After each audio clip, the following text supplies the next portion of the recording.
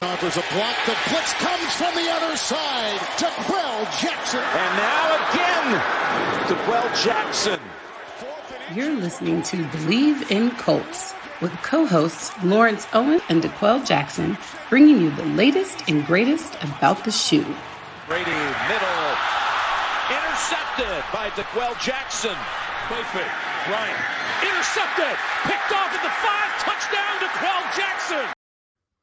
What's going on, Colts Nation? I'm Lawrence Owen, back with Bleav in Colts. Jaquel Jackson on vacation, so it's just you and I today. But you know what? We have a ton to go over. A ton to go over. All right.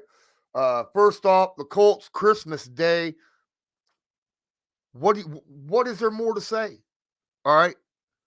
The Colts win again on prime time. Right? Holy cow. And found a way to do it with so many people hurt. So many people were hurt.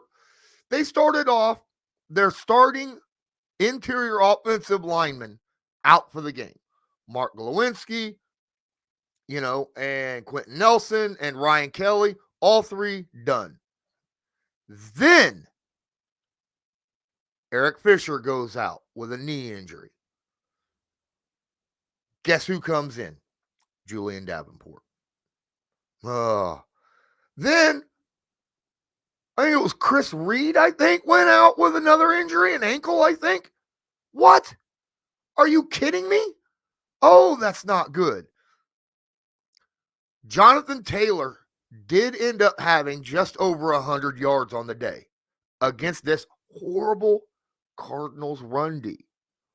But if you take away the very first run of the game, and it's all about this, circumstances, right? Jonathan Taylor's first offensive play by the Colts, he took off with that ball right away and picked up like 63 yards. Blam, gone, right? Or something like it. It was a big run. I don't think it was 63. I think it was like 40 something. But either way, okay? Big run for Jonathan Taylor. After that,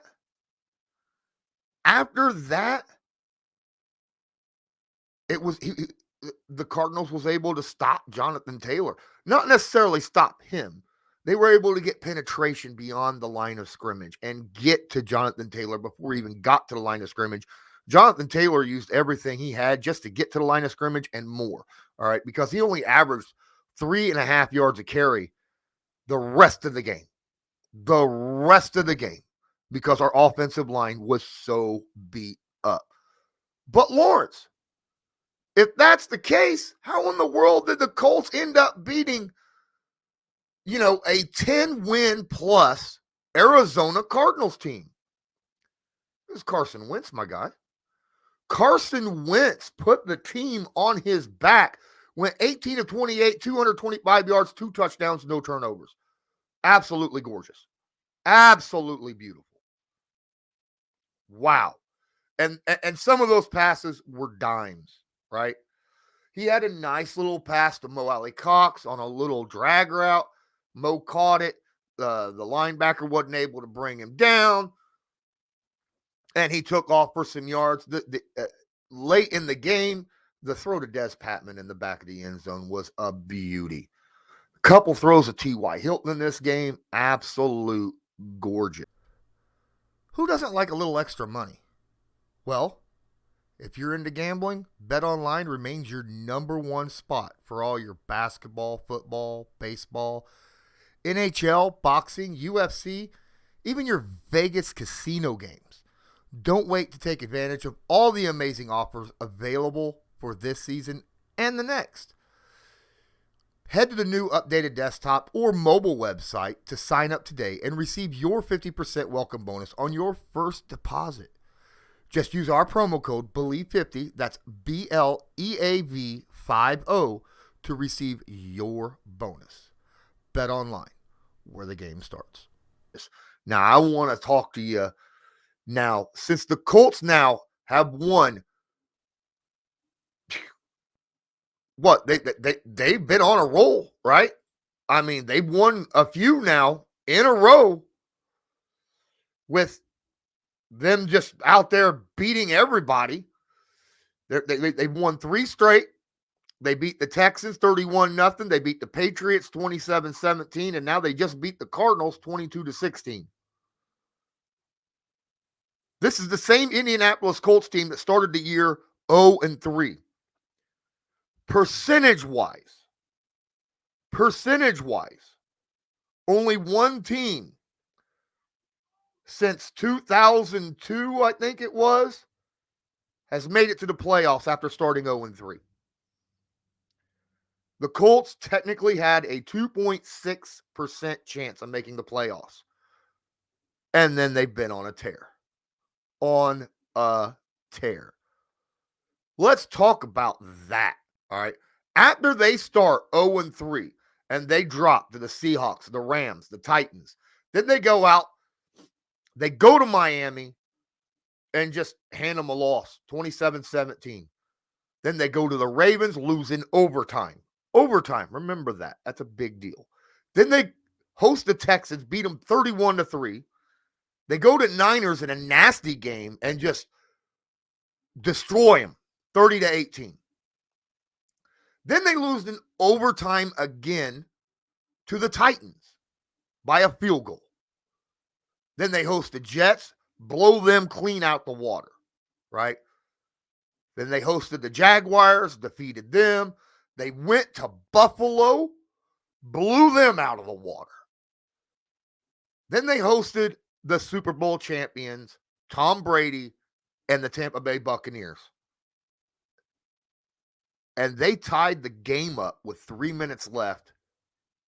Just left too much time on the board for Tom Brady. Tom Brady was able to drive the field like Tom Brady does and win the game late in the fourth quarter. Then they then they went to Texas, played the Texans, and dropped a goose egg on them, 31-0. They beat the Texans this year by a total score of 62-3. What? Between both games. That's just stupid. Okay. Then they host the New England Patriots, biggest game of the year for the Colts, obviously, and just out-muscled them the entire game, beating them 27-17. And to be fair, that game wasn't even that close, in my opinion.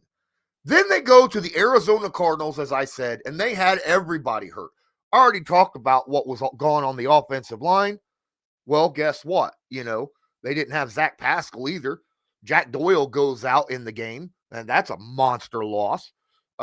We didn't have Corey Willis. We didn't have Rocky Sin.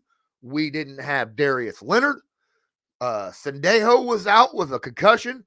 We were out there with 4 stringers playing on the defense. We had 5th stringers playing on the offense. And we beat the Arizona Cardinals. The Colts only have 2 games left this season, the Raiders and the Jaguars. Both very winnable, especially if this new CDC COVID thing happens, where the CDC just changed up quarantine measures for unvaccinated people for quarantine only 5 days rather than 10. If the NFL adopts that this week, there's a good chance the Indianapolis Colts could have a bunch of their players back for the Raiders game this Sunday at 1 o'clock. Hey, Colts fans, thanks for watching DeQuell and I here on Bleav in Colts. While you're at this, please take a moment to smash the like button, hit subscribe if you're not subscribed, tag that notification bell so that you are notified next time we upload a video or go live so that you can join in the conversation. Don't forget you can share this stream. That would help us out a ton. If you enjoy this, share it. All you got to do is go right over here and click the share button, little red share button down here underneath, and share it to your favorite social media, Twitter, Instagram, Facebook, wherever, doesn't matter. Thank you so much. On behalf of myself and DeQuell Jackson, have a good one. Enjoy the rest of the show. Let's talk about primetime games. The Indianapolis Colts over the last, 5 years have been lucky to get any primetime game. Any. and they haven't been very successful in primetime games. This year, the Colts had 5 primetime games, and they are 4-1 in primetime. The Colts, over the last few years, have not gotten much attention. They have not gotten much respect. Why is that? They're a small market team. They don't get primetime games. They've gotten their primetime games this year, and guess what? They have won on those. They have looked good on those primetime games, and now the Indianapolis Colts are getting respect. Lawrence, what kind of respect are we talking about here? Well, let me tell you something. The Indianapolis Colts are now, they just dropped the NFL.com just dropped their power rankings, right? For week 17. They dropped the week 17 power rankings, and the Colts are 5th in the power rankings. Who's around them? Well, let's talk about it. They're sandwiched between teams that are 11-4. Dallas is 11-4 at ranked 6th. 5th is Tampa Bay. They're 11-4. What? They're earning respect because they're playing well on prime time. Back-to-back 8 o'clock games on Saturdays, and they've won both. The New England Patriots were on a tear. They had like a 7-game win streak. And then a week and a half ago, the Colts said, no, you can't have that no more. Ended that win streak. Buffalo was on a high when they played them a few weeks ago. I Bleav since the Colts played Buffalo, they're what? 1-3? Right? I'm pretty sure they just beat New England. And now the Cardinals were on a slide before the Colts played them. But, I mean, they still had some players out there. I mean, they still had some players. They still had Christian Kirk. They still had Chase Edmonds. They still had Zach Ertz. They still had the majority of their defense. And the Colts showed up on prime time, way shorthanded, and won. And because they're performing well on prime time, they're getting the respect. Now, a lot of people want to run out there and say, well, I don't like the idea of the Colts, getting the respect because I want to be underdogs. Let me tell you something.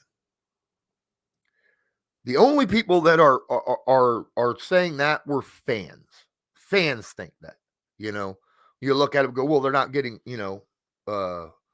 people don't know who you are. I promise you, teams in the NFL, they see other teams. They do their research. They know what kind of teams they are, okay? Right now, there's still this big narrative, even after Carson Wentz put the team on his shoulder against the Arizona Cardinals and won that game. There's still that narrative. Well, Wentz you can't trust Wentz to, put the game on his shoulders and win a game. Now that he just did it, you know what the new narrative is? Well, Wentz has only had 1 completion in the playoffs. You can't trust him in the playoffs. There's only 1 quarterback right now in the NFL, in the AFC, that has real success in the playoffs. That's Patrick Mahomes. That's Patrick Mahomes. Everybody else, you know what Josh Allen looks like. That's kind of a mar on him in the playoffs. I mean, the big knock on Lamar Jackson is he can't do it in the playoffs. Matt Jones, he's never even seen the playoffs, right? Justin Herbert, what? Joe Burrow, what? Right? The Carson Wentz is in a very similar boat, but the difference is the Colts have a run game, and when they're healthy, they got that offensive line, which is nasty. They got a great defense. They got a special teams that can do all sorts of things, including block punts and return them for touchdowns. This is a team where Carson Wentz doesn't have to do a lot, so that when he does need to, he can perform well. And that's why I think that this is a Colts team that could legitimately make a big run in the playoffs. They are ranked 5th in power rankings for a reason. But the biggest reason the Colts are ranked 5th in the power rankings, obviously Jonathan Taylor. I mean, he's got 297 rushing attempts this year. Already 2 games left. Now, it's a 17-week season. But he's got 17 rushing touchdowns, 2 receiving touchdowns, 1,626 yards on the ground, 5.5 yards per carry. What? Are you kidding me? He's catching 80% of his passes, right? 87% of his passes. He currently, right now, I'm sorry, no, he's catching 80% of his passes. Still good for a running back. He needs 48 yards to break 2,000 scrimmage yards. 48. That's it. 48. What? He needs 374 yards to break 2,000 rushing. Yeah. Probably won't do that unless he has a really, really big game against either the Jaguars or the Raiders. It's possible. But, we still have yet to see. But, I mean, that's the Colts MVP candidate, right? That's the Indianapolis Colts MVP candidate. This channel is proudly sponsored by the Backroom Collection. They do beautiful sports canvas art with football, basketball, baseball, and other sports themes. Special orders are accepted and autograph pieces are available. Many Indianapolis Colts signed pieces will be available beginning in November. Just use your discount code CL10 to purchase the pieces you want to spice up your living area. That's CL10. What about Carson Wentz? What has Carson Wentz showed us this year? I mean, really? The narrative was he was broken because in Philly, he had a 57% completion percentage. Ew. He had a 3.7 touchdown percentage. Ew. Heck, his interception percentage was almost as bad as his touchdown, 3.4. Ew. 2,600 yards.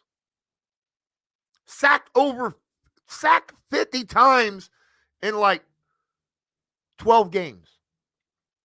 Now, let's go to this year. What does Indy need? What's Carson Wentz showing now?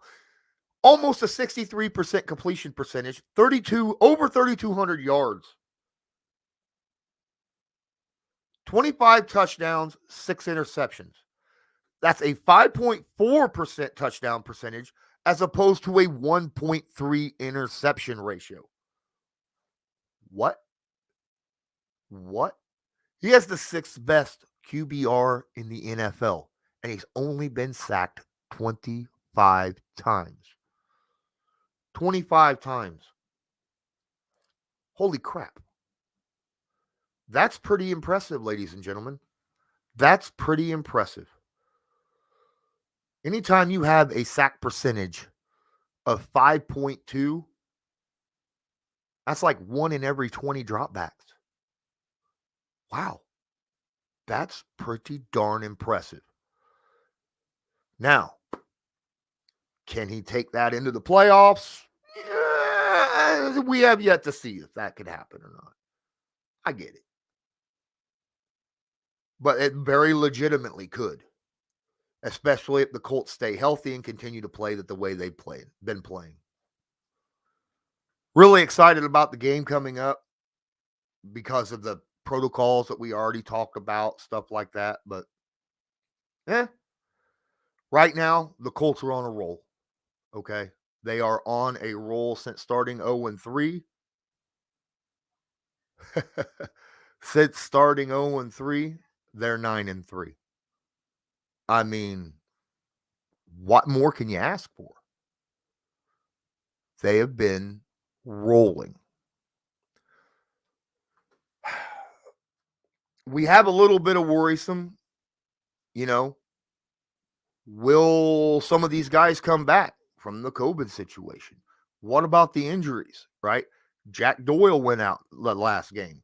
He's huge in the passing game and the running game and not just going out for passes, but blocking in the passing game.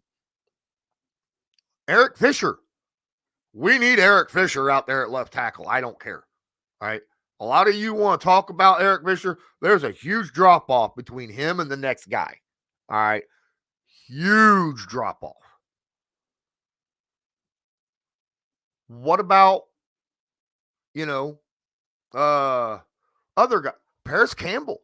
He's scheduled to come back. There's rumors he might be coming back for the Raiders game.